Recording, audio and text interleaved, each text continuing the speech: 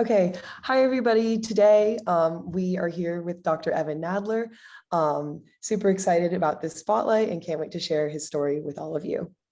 Okay, hi Evan. So just to start, why don't you tell everyone like what you majored in, what sport you were at Stanford? Sure. Thanks, Ava, and thanks for having me.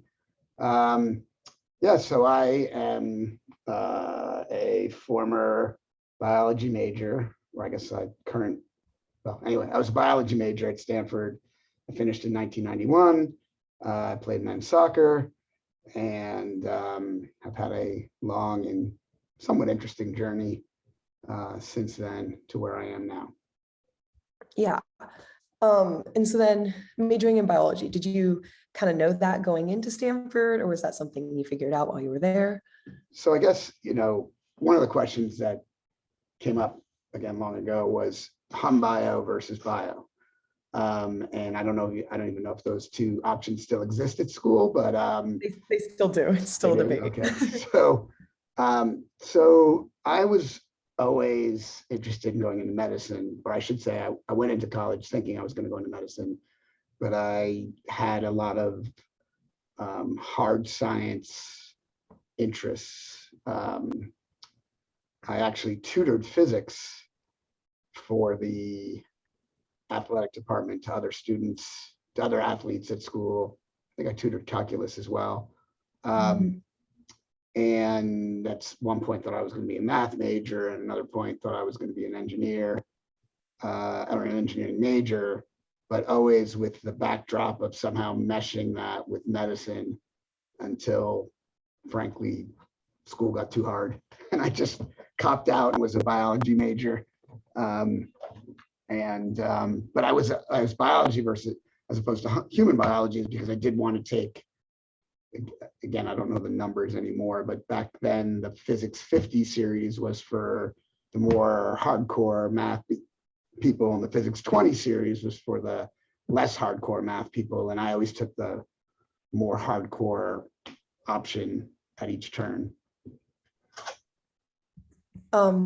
Okay, so then how did you like being in bio? Did that help you solidify your desire to go into medicine? Or was that something you had to figure out like separate through other activities? Can you pause the recording for 1 second? Oh yeah. Yeah. Okay, we're back. So biology, my major certainly, I did the major introduced me to some cool things at school. One is I was able to TA one of the biology lab. I think I can't remember the numbers now, but I want to say like 44 X and Y or something like that. But anyway, I had keys to Jasper Ridge, which I don't know if that exists anymore. And I did, sort of like science experiments with the students out there at Jasper Ridge. And that definitely solidified my interest in research and that side of medicine. I also had shoulder surgery during my time at Stanford due to an athletic injury, which also played a big role in solidifying my interest in being going into medicine. And my surgeon when I was at Stanford was actually a former quarterback for the Stanford football team. So again, that was sort of a cool, like, here I was a freshman or sophomore at Stanford playing soccer, injured my shoulder and had shoulder surgery by a former Stanford quarterback. So that was kind of all part of what solidified it for me. No, that's so incredible. And I think we all feel that with AIMS starting, and we can talk to you guys more directly. But yeah, you said you got super interested in research. Did you have like any involvement with that during your undergrad? Like what other research experience? During my undergrad years, it was mostly TAing that course. I don't think I did any other research at that time. But then in medical school certainly did. And again, I was able to sort of pursue some really interesting and out of the box type opportunities all along the way. which, I would, there are lots of things to think about when guys are at your stage, but one of them from me, one of my sort of opinions would be is don't be so linear in your thinking. Don't think you have to go from college to med school to residency to job, because there are a lot of light bulbs that can go off along the way, as long as you keep an open mind and keep your sort of options open, in terms of taking advantage of what can be unique and rewarding experiences. Mhm. What would you say was one of the biggest light bulbs as you transition from undergrad, applying to med school, and like going to med school?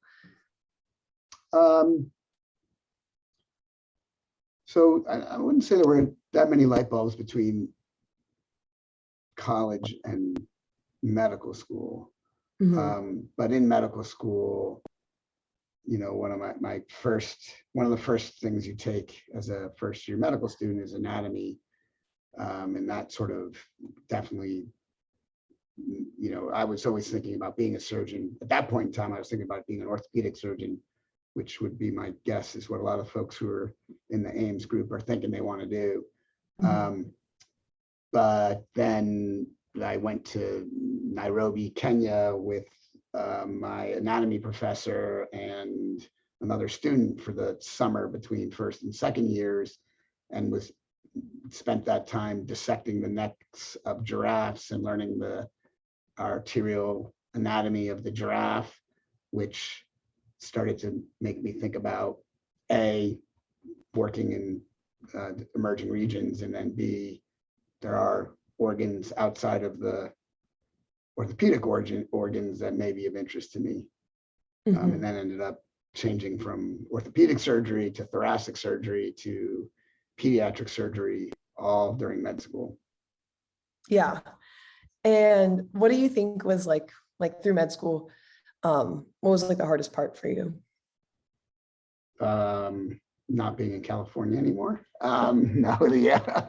I went to Penn, Oh, so yeah. I had to go back to the East Coast where I'm from, which, yeah, so different weather. What was the hardest part of med school? Obviously, well, maybe, again, I don't know if it's the same now, but going from a place where there was well known to be some grade inflation to going to a med school where there is no such, no one, the jokes about Stanford used to be that you'd have to try hard to get a bad grade. But that wasn't the case in medical school. So certainly a different sort of,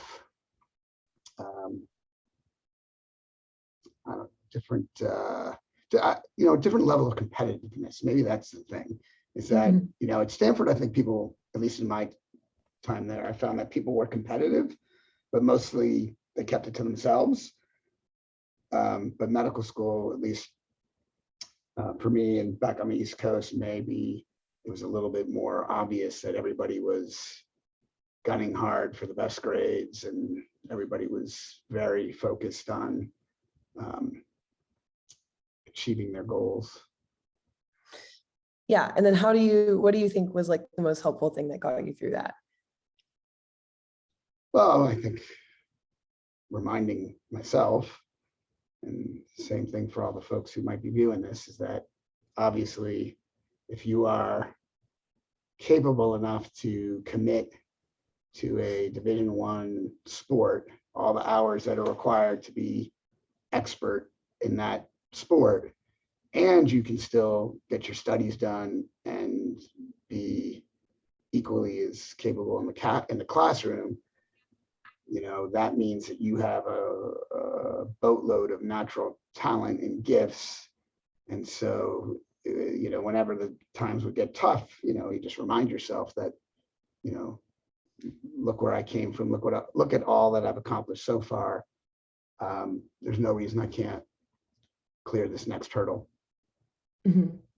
Yeah, that's super inspiring. And a lot of our mentors say similar things about how their background in athletics is probably one of the most helpful things in getting through the challenges of a career in medicine. I wanted to go back. You mentioned you had a whole bunch of different options that you were looking at while in med school in terms of what type of doctor you wanted to be. How did you go about deciding? And then what were some of the most helpful things that happened along the way? Yeah. So I think life is a series of opportunities and decisions, experiences and decisions. And, you know, everybody thinks they know what they want to do when they grow up. I'm still trying to figure it out at age 52, what I want to do when I grow up. So I think what along the way you meet people and who are doing cool things, and you find people who you think you want to be like, or practice medicine the way they do, or do the research that they do, or you just get exposed to so many things along the way that you had no idea were even out there. And I think for me, it just, I thought I wanted to do orthopedic surgery. And then I realized that I thought I did a rotation where I was saving people's lives or helping surgeons save people's lives. And I thought to myself, well, that's way cooler than, putting people back together and getting them back out on the playing field. At least for me, it was.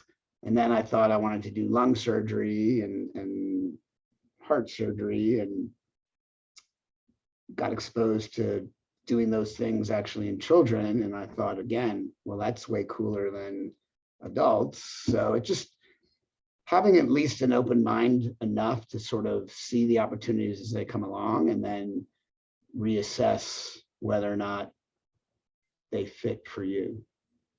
Mm-hmm. That's sort of how I approached it. I think it's really cool to hear people talk about what makes them the most excited. So like, what were some of your feelings when you kind of landed on pediatric surgery and you were like, this is it? Like, what were the things that were most important to you? Oh yeah, so my exposure to pediatric surgery was actually just because I wanted to get a letter from a famous surgeon at Children's Hospital Philadelphia, so that I could get into the best residency out of med school if I could get into. And it wasn't until I actually spent time with this guy where I realized that what he was doing was impacting patients, in a way that I had never even really envisioned before, because I didn't even know pediatric surgery was a field. And I'm sure most of the people on this call don't know that pediatric surgery is a field.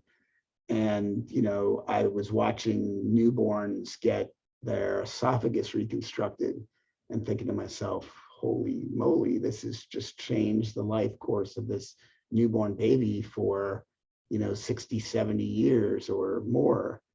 And that impact, I was just sort of awestruck by the idea that you could change people's lives so dramatically, from the moment they were born.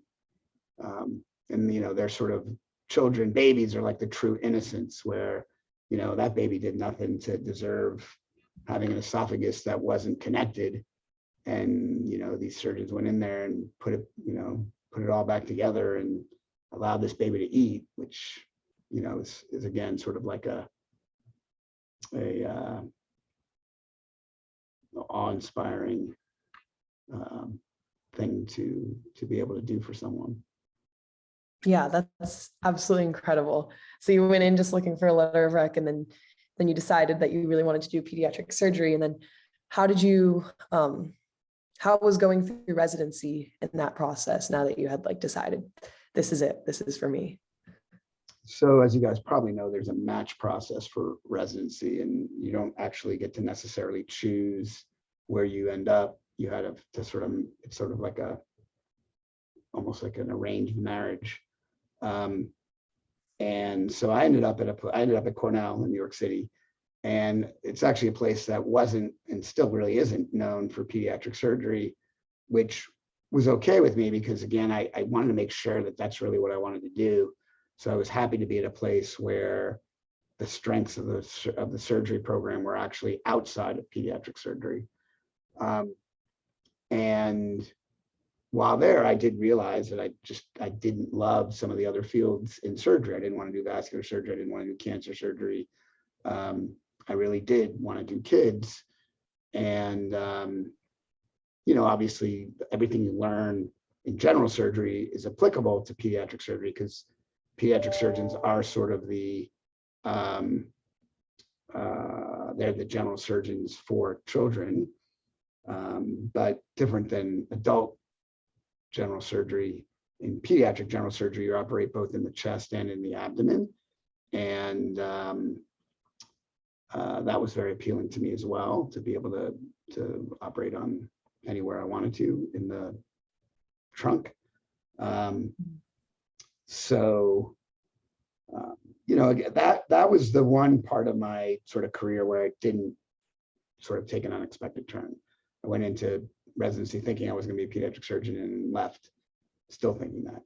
And that's probably the time where most folks really do start to solidify what they want to do longer term is during residency.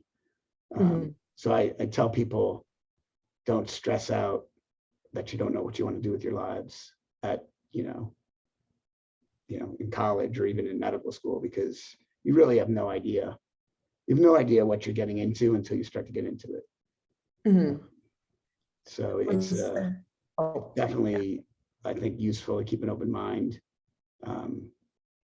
because it's hard to really grasp what's going on until you're there in the thick of it. Yeah. What was that like for you? Was there a moment that you remember where you were like, it clicked, and I know you didn't change course, but did it ever like feel extra solidified during residency? During residency. So I took 2 years off during my residency, in the middle of my residency. General surgery is a 5-year residency. I took 2 years in the middle of it to do 2 years of basic science research at Children's Hospital of Pittsburgh. And during those research years, I also moonlighted as a resident on their pediatric surgery services. So I got to do clinical work and research at the same time. And that was for sure the final decision maker. When I was doing that clinical work, even though I was up all night and then had to work all day the next day in the lab, I was loving every minute of it. So I knew that I'd found, the appropriate field for me, because, maybe working 120 hours a week or something like that, but still happy. So that was, I guess, the key moment. Yeah. And so now that you're a physician transitioning out of your residency, what do you find has been your favorite part? My favorite part of my practice? Yeah. Well, now, actually, I am even more specialized than just being a pediatric surgeon. So now I actually do weight loss surgery for children, and I'm one of maybe, I don't know, a dozen people in the country who do that. And I happen to be the busiest and probably the second most published in the country, maybe first most published. I don't know. I don't really count those things. But anyway, I have now found a sort of, or helped develop a new field, and I'm helping a whole bunch of kids who, unlike all of us, never really had a shot to be fit. They come out of the womb almost predetermined. So a lot of my research is also in genetics and heritability of obesity. But these kids come out of these kids are in a situation that they basically are doomed from early. And the advice that they've gotten from the world is eat less and exercise more, which actually doesn't work if your genetics are, for lack of a better word, messed up. And so now I've been able to help a whole bunch of kids that no one else was willing to or able to help. Mhm. And that probably is the piece that I like the most, or that I get the most satisfaction from. Yeah, that's incredible. How'd you kind of find yourself into that niche? Another sort of, so the common thread of this journey is sort of, sorry about that, is sort of open-mindedness and adventure taking or adventure seeking or whatever the right word is. So my epiphany moment for weight loss surgery in kids or becoming a childhood obesity expert was as a pediatric surgery trainee at a national meeting in Disney World in Orlando, sitting at the pool between two hotels and just looking at all the kids around the pool suffering from obesity. And I was there with my now wife at that time. I think she was, oh no, I guess she was my wife then too. And I said to her, I said, somebody has to do something about this. And no one, and this is back in 2001 or two. So no one was talking about childhood obesity back then. Yeah. But I sort of just truly, I mean, I was just looking around the pool and I was like, look at all these kids and who is helping them? And the answer at the time was no one. And we're actually, 20 years later, we're still not that much better off than we were 20 years ago, but at least it's now part of the mainstream consciousness of what physicians are talking about. But we still don't have that many good treatment options, which is unfortunate. Yeah, that's really cool that you were kind of at the precipice of that and creating. So, and you haven't asked me yet, but where's my career going? Now I have a company that is based on some of my research findings about fat cells from my academic job here in DC. And it's just, if you march it backwards, it's like I have a company because I somehow landed in obesity surgery for children, because I somehow landed in pediatric surgery, because I somehow landed in thoracic surgery, because I somehow thought I was going to be an orthopedic surgeon in 1991 when I graduated Stanford. So I'm so far off of whatever I thought I was going to do when I was where you are. And so that's sort of, I guess, what I would want to show all the folks who are watching this, that you just don't know where your life's going to take you, but, enjoy the journey, take advantage of whatever opportunities are out there that you think might be cool, and just do it and just live it. It's just, it's sort of like whatever sports you play, maybe not synchronized swimming because it's a little bit more regimented, but if you're for soccer, right? So instead of, there are lots of times on the field where you just go for it because you don't know what's right or what's wrong, but you make a decision and you dive in with both feet, and you just have to live with whatever choice you make. You take a jump shot from the corner in basketball, even though there's a guy or a player with their hand in your face, because you have that opportunity and you just decide to seize it. That's sort of my philosophy about life, and medicine is no different. Just see what opportunities are out there, read the field, see what opportunities are out there, make your best decision. And, once you jump in with both feet there. That's a swimming reference for you. I got your sport in there somehow. Into the deep end. You can go in the shallow end first if you want, but yeah, I like the deep end. Jump in with both feet into the deep end. Yeah. Thank you so much for all of your advice. I really hope that a bunch of our AIMS people reach out to you, talk to you. You're an amazing mentor, and AIMS is so lucky to have your advice. Thank you so much. Well, thank you. Yeah, thank you for the opportunity. Pleasure's mine.